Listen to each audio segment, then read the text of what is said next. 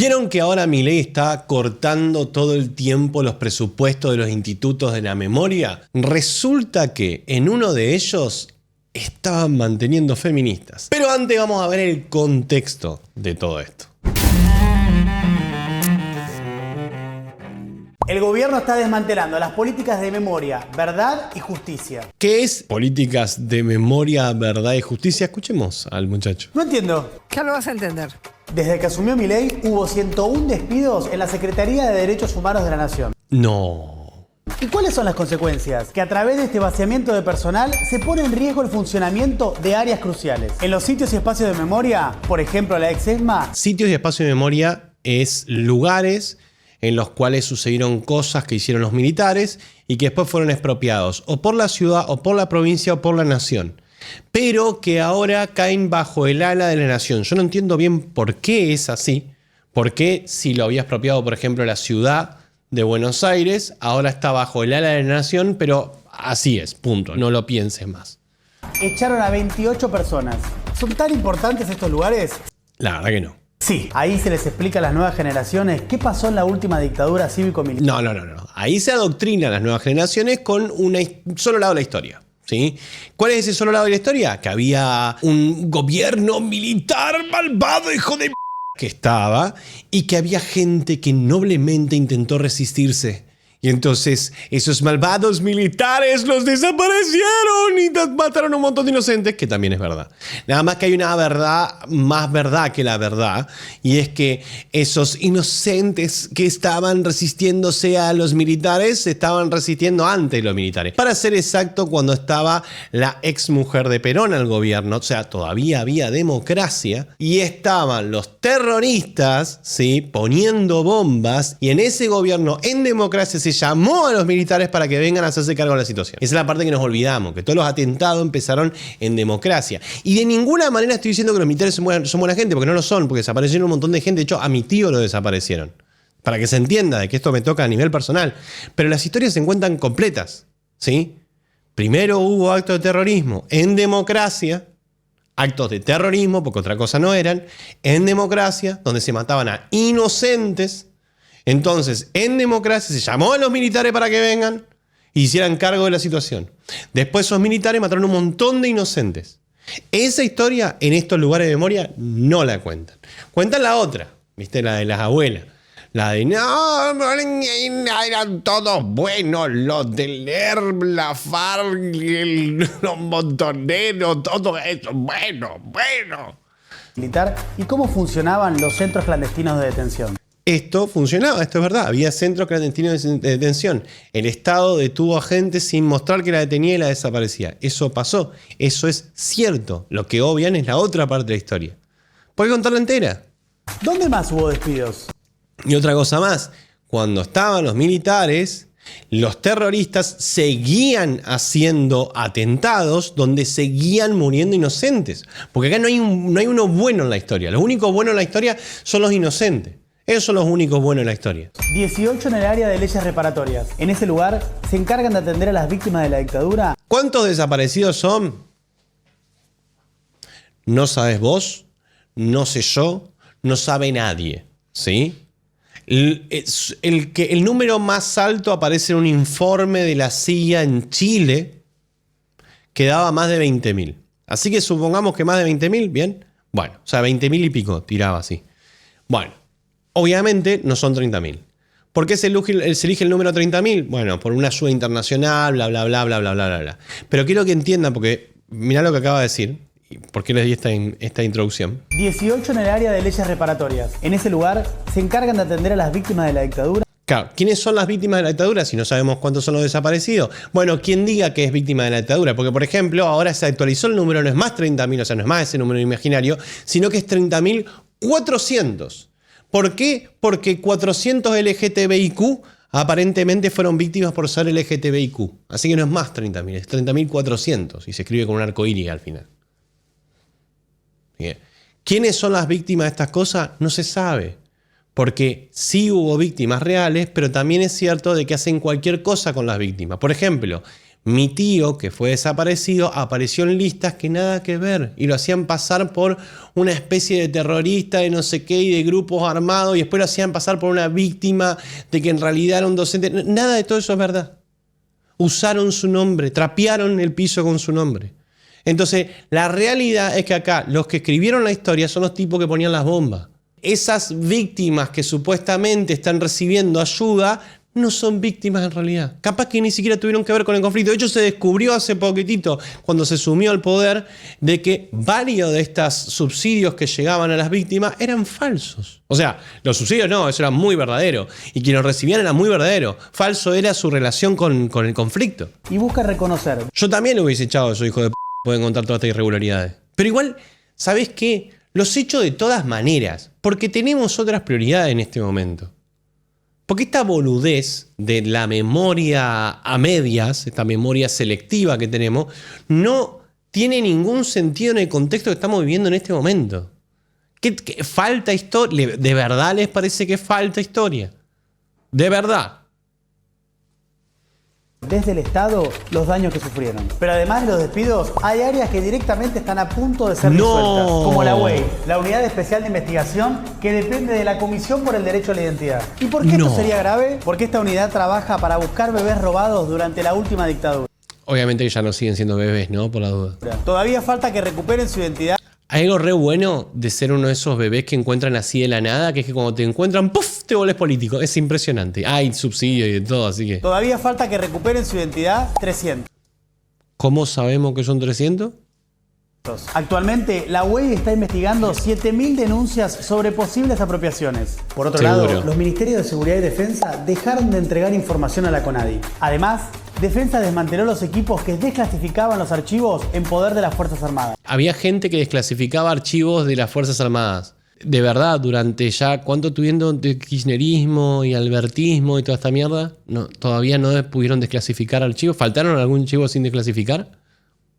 Por todo esto, los organismos de derechos humanos denuncian que el gobierno busca cortar la transmisión de memoria, el reconocimiento a las víctimas de la dictadura y entorpecer la búsqueda de identidad de quienes fueron apropiados. Muy bien. Bueno, en contexto de esto, ¿no? O sea, que Milei está cerrando todo lo demás, apareció otro sitio web, uno que yo he usado muchísimas veces de fuente, que se llama Feminacida. Y Feminacida, ¿sí? Si no saben lo que es Feminacida, se lo hago así, se lo resumo rápido. Es un sitio ultra kirchnerista, ultra feminista, feminacida, ¿sí? Que, por cierto, no a modo de insulto, ¿no? Feminacida, no, de nacida feminista, en ese sentido. Poniendo más o menos lo mismo, mirá, dice, 1/3 de los trabajadores en espacios para la memoria fueron despedidos el último mes. En la última ola de despidos, llevada adelante por el gobierno nacional, 28 compañeros de los espacios para la memoria de Cava se quedaron sin trabajo. Esto no solo representa una pérdida individual para las trabajadoras, sino que implica el desmantelamiento de las políticas de memoria, verdad y justicia. Con el objetivo de recaudar fondos para las personas despedidas y visibilizar el espacio, este sábado 13 vamos a realizar un festival en el espacio para la memoria ex Virrey Ceballos. Entre muchas otras actividades, ahí donde, escuchá, Gritos del Sur y Feminacida tenemos nuestra redacción, va a haber música, bla, bla, bla. Bueno. Yo cuando leo esto digo, para. ¿Perdón?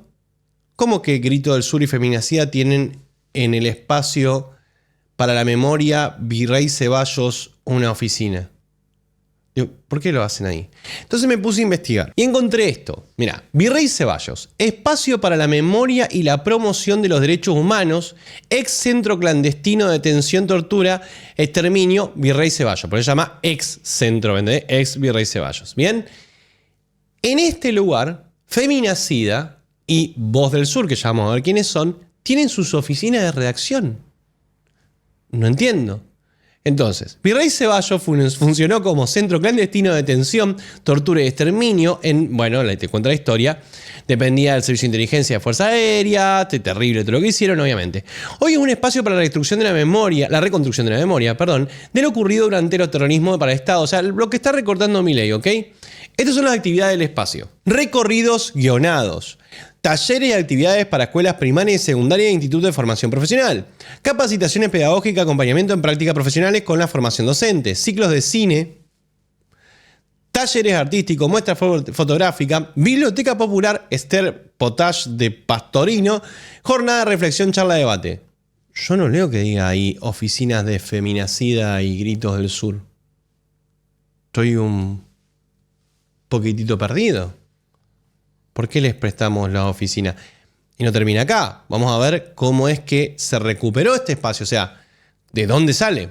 En el 2003, kirchnerismo, la Asociación de Vecinos de San Cristóbal contra la Impunidad, Asociación de Vecinos de San Cristóbal contra la Impunidad, un organismo, con la participación de ex detenidos, familiares y organismos de derechos humanos, se quejaron e hicieron una especie de encuentro artístico. La casa finalmente fue abierta al público en enero del 2009 y al año siguiente se inauguró a fin del 2004. La legislatura porteña sancionó las leyes que declararon el inmueble de utilidad pública y sujeto a expropiación, sitio histórico y respectivamente. ¿Ok? Lo expropiamos, ¿no es cierto? Su administración estuvo a cargo del Instituto Espacio para la Memoria hasta el 2014, cuando pasó a depender de la Secretaría de Derechos Humanos Nacional. En octubre del 2014 decreto, o sea, la Nación está manteniendo un edificio donde está la redacción de un sitio ultra kirchnerista que es Feminacida y otro más que se llama Gritos del Sur. ¿Y qué es Gritos del Sur? Bueno, esto acá. Otro más. Popular, feminista, hace 12 años, de la Ciudad de la Furia. Y acá tenés, mirá, que es El Miedo, una publicación porque están intentando que no se privatice Aerolíneas Argentinas. Bueno, obviamente Juana de Zurduy. Un cumpleaños de la Negra Sosa. Bueno, defendiendo a los gobernadores que no fueron al Pacto de Mayo. ¿Sí? En fin, más o menos vienen por donde vienen los tiros, ¿no? O sea, otro sitio más kirchnerista. Así que mi pregunta es esta. ¿No saben que están ahí? O se pueden poner las oficinas donde vos quieras. Y es más, no lo vamos a disfrazar. Vamos a mostrar para qué usan las oficinas. Acá, por ejemplo, tenemos un videito. Eso de decir, bueno, juntémonos, pensemos algo. Sí me doy cuenta y es algo que me parece interesante. La conocen a esta, ¿no? ¿Sí? ¿No? ¿No les suena de algún lado? Esta está en gelatina, está en todos lados. Ven cómo es todo lo mismo, ¿no? ¿No les parece familiar, no? Ese lugar ahí, mira, está hablando de nosotros. Que entran a ver otras cosas. Muchas veces entran para putearte y no es algo constructivo. Y otras veces entran, pero me gusta enojarme con vos. O me cae mal, no me gusta tu idea, pero me cae bien. Ahí para mí hay una mini oportunidad. Milei marca un corte claro con el pasado político argentino. Rompe reglas que estaban escritas en oro y la comunicación lo pone muy claro. Regla número 1, política igual territorio. Entonces Milei nos viene a manifestar, y este es uno de los desafíos que plantea el fenómeno Milei, que las redes es un... A ver, ¿qué más? Como respuesta, desde los espacios de memoria elevaron una solicitada advirtiendo que el 90% de la planta de trabajadores está en riesgo, algo que atenta contra su funcionamiento y puede producir el cierre. Mira, lo primero que te puedo decir de estos espacios de memoria es que son resultado de la lucha social. Son resultado de la lucha social por esa disputa en memoria, verdad y justicia. Acá en Ciudad de Buenos Aires, por ejemplo, estos espacios se lograron abrir como espacio de memoria porque hubo organizaciones sociales que se movilizaron, denunciaron, reclamaron, presentaron proyectos para que se expropie hasta que lo consiguieron. Y en estos lugares se construye un relato histórico que destruye el relato de la dictadura sobre ese periodo histórico y destruye la teoría de los dos demonios del gobierno de Alfonsín. Acá se cuenta un relato que es lo más cercano a la verdad histórica, es decir, el proyecto económico que llevó a que se diera un golpe de Estado, que se desarticulara la sociedad para poder implementarlo. Escuchaste, ¿no?